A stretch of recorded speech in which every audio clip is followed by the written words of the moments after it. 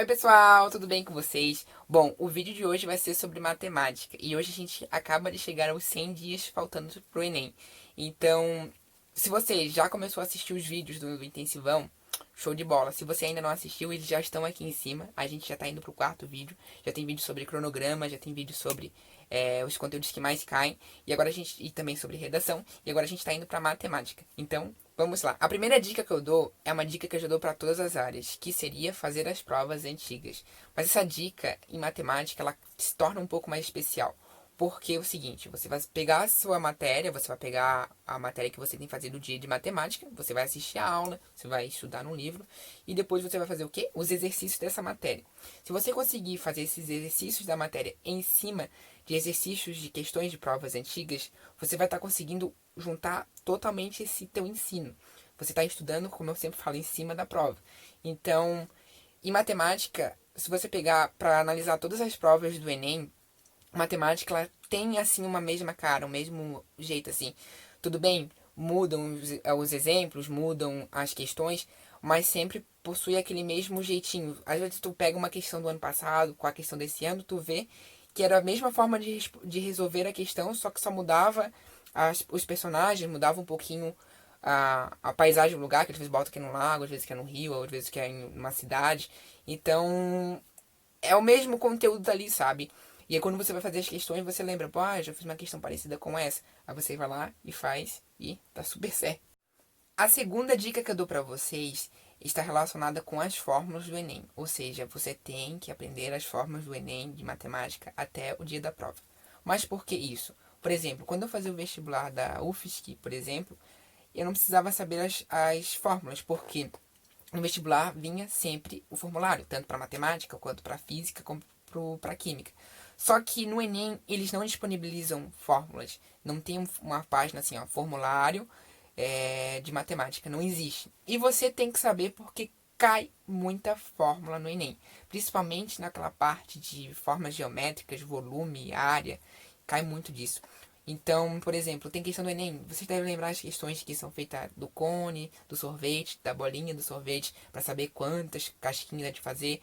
Então, é tudo questão. Tem que saber a fórmula, tem que saber o volume daquela área geométrica ali. E, infelizmente, o Enem não dá. Na descrição vai ficar as fórmulas que caem no Enem. Eu selecionei, assim, alguns materiais, vou deixar aqui bem certinho para vocês, os materiais que tenham mais relevância sim, e os materiais que eu mesmo utilizava, que é um que tem todas as fórmulas geométricas e o outro que tem todas as fórmulas em geral, assim. Aí o que eu aconselho vocês fazerem, dar uma olhadinha todo dia nessas fórmulas, mesmo no dia que você não estuda matemática, para você ir fixando essas fórmulas. E no dia que você for fazer a prova, você já vai ter uma boa base e assim vai treinando também. Uma outra dica que eu dou pra vocês, que eu fazia, por exemplo, nas formas geométricas. Eu pegava, num dia eu já estudava, já sabia mais ou menos as formas geométricas, né? Tipo, as formas das figuras geométricas. Aí eu pegava e só uma folha branca, desenhava todas as figuras geométricas e botava do lado. Área, volume e ia escrevendo a fórmula, né? E depois eu comparava pra ver se estava certo. E eu estudei várias vezes isso e, tipo, no dia da prova, quando eu cheguei, eu já sabia na minha cabeça bem essas fórmulas. Ou seja, é importante lembrar que o volume do cilindro é πr ao quadrado vezes a altura. Ainda lembro dessa. Outra dica muito importante é estudar os sistemas internacionais de unidades. Por quê? Já deve ter acontecido com muitos de vocês, porque já aconteceu comigo também. Você pega uma questão de matemática, resolve a questão e você tem toda a certeza do mundo que a resposta correta é a letra B, porque você fez o cálculo, chegou a certeza na resposta e estava lá bem bonitinho, B, bem certinho, anotei e tchau. Passou a prova, você chega em casa, você corrige o gabarito, você vai ver, opa, mas essa aqui não era a letra B que eu consegui resolver a questão? Só que daí você volta na questão, vê ali e tá lá o probleminha. A questão começou em centímetros e terminou em metros. A questão começou em decâmetro e terminou em decímetro. A questão começou em quilômetro e terminou em centímetro. Ou seja, é uma pegadinha. Na verdade, não é uma pegadinha em si. Eles colocam isso porque o aluno vai estar distraído. São 3 minutos para fazer uma questão que é desse tamanho. Aí você vê ainda que a questão começa de um jeito e termina do outro. E lá nas respostas tem todas as alternativas com a resposta que qualquer jeito que tu fazer vai ter uma resposta e a resposta vai estar errada e vai ter a resposta certa. Mas todas as outras fazendo a mesma questão, a resposta vai estar errada. Aconteceu isso comigo várias vezes e eu aprendi estudando o Sistema Internacional de Medidas, que é o sistema que começa em quilômetros, vai diminuindo, vai até virar centímetro, metro, centímetro e vai até o finalzinho. Milímetros. E ele vai ficar aqui na descrição, tem uma imagenzinha bem simples para você aprender como é que faz. Daí quando passa de um para o outro, multiplica por 10, se for ao quadrado, multiplica por 20, se for em volume, em área, multiplica por 3, se for ao cubo, multiplica por 3. E vai estar aqui certinho para vocês verem essa listinha. E assim, é uma coisa muito importante, porque não é só. Tem questão que é só de Sistema Internacional de Unidades. E tem questões que não tá nada relacionado com o sistema, assim. Só que a questão começa de um jeito e termina de outro. Tipo, tu faz tudo certinho, só que a resposta tá em outra unidade. Aí você vai ter que saber converter. Então é outra dica que eu sempre, depois que eu aprendi a saber o sistema, sempre eu aprendi a usar e nunca mais tive esse probleminha de errar as questões. Essa dica é bem show de bola. Algumas pessoas perguntaram pra mim também como eu consigo utilizar a regra de 3 na prova. Em que conteúdos eu consigo utilizar isso, né? Então, como eu comentei em alguns vídeos de matemática que já tem no canal, eu falei que boa parte da prova do Enem eu consigo fazer por regra de 3. E sim, é possível. Eu vou trazer aqui pra vocês, tô com a minha colinha.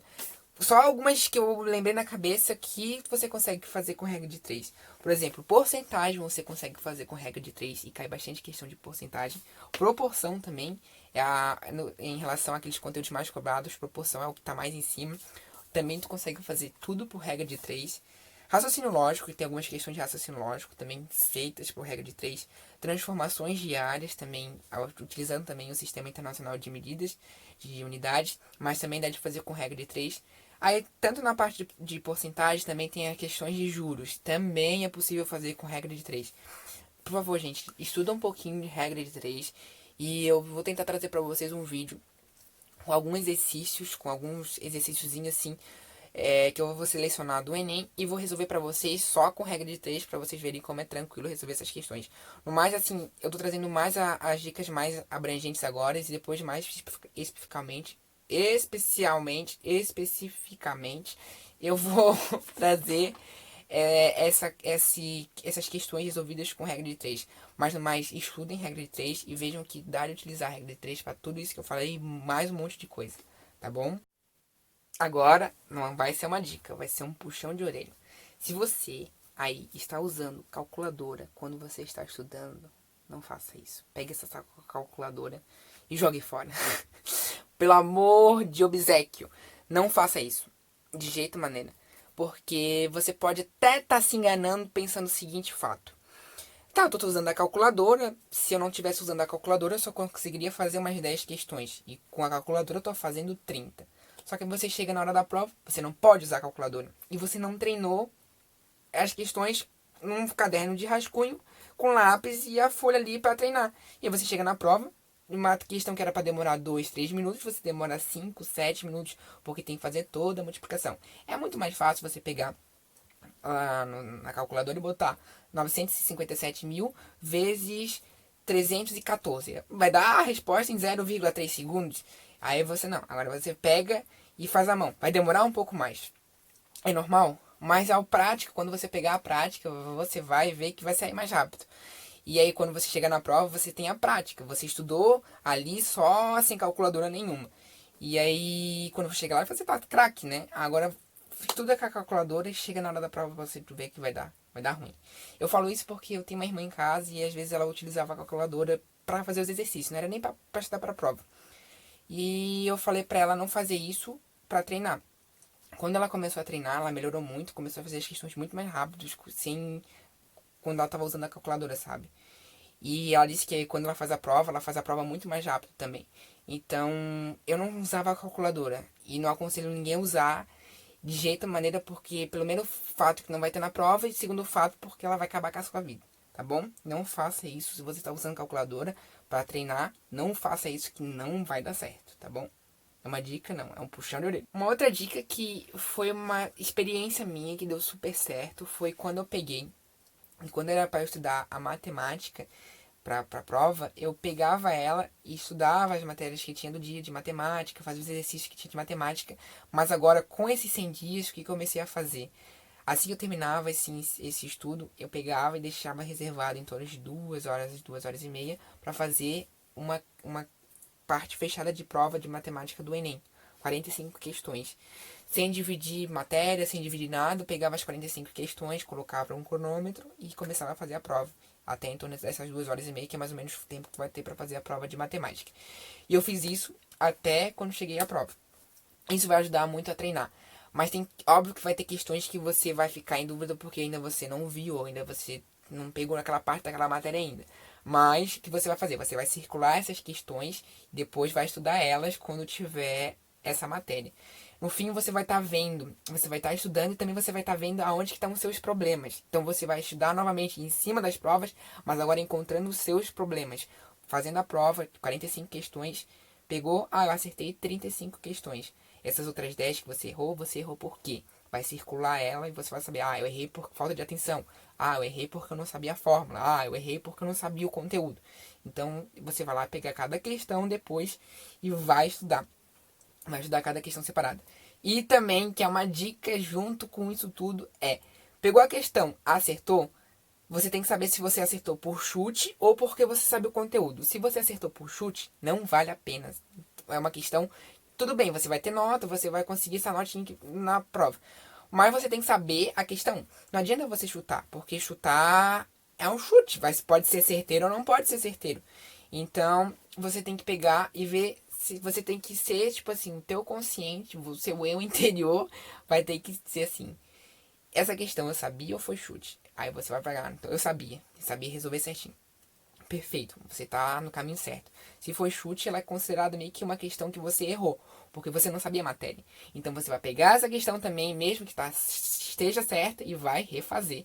E vai refazer vendo agora do jeito certo, como acertar a questão do jeito certo. Por fórmula, por raciocínio lógico, qualquer outra coisa, você vai ter que fazer isso. Então, é uma dica que, na realidade, quando você estuda, eu sempre falo, posso até sendo chato, quando você estuda para prova antiga, mas quando você estuda para prova antiga, você consegue absorver esse conteúdo das provas antigas de várias formas. Seja para autoaprendizagem, para você saber qual parte você tá ruim, qual parte você tá boa nas matérias, seja para você conhecer a prova, seja para você conseguir experiência e chegar na hora da prova e ir um pouco mais rápido, porque você vai estar experiente. Então, olha, como eu já disse num vídeo ali que eu fiz, estudar por prova antiga é tudo. E por fim, uma dica até que eu coloquei aqui sobre algumas matérias, por exemplo, PA e PG, progressão aritmétrica e progressão geométrica. Tu sabendo a fórmula, sabendo certinho como é que faz, você já consegue acertar 4, 5 questões que tem na prova. Média, moda e mediana. Se você souber todos os conceitos certinhos também, dá uma pesquisada. Também posso deixar aqui na descrição sobre isso. Se você saber sobre isso, você vai acertar mais 3, 4, 5 questões. Eu boto 4 questões daqui, 4 questões lá. Quando vê, você acerta um monte de questão. Então, esses conteúdos que eu falei, como todos os outros conteúdos, estão lá nos conteúdos que são mais cobrados do Enem.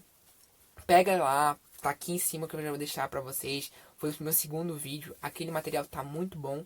E agora nessa reta final, organize seu cronograma e faça com as matérias que são mais cobradas e corre atrás, procura, estuda a fórmula, estuda o conceito, pega o vídeo pra ver, né? E depois batalha, faz os exercícios, que a parte mais importante de matemática é exercício, dá exercício, porque chegou na prova você vai conseguir bem.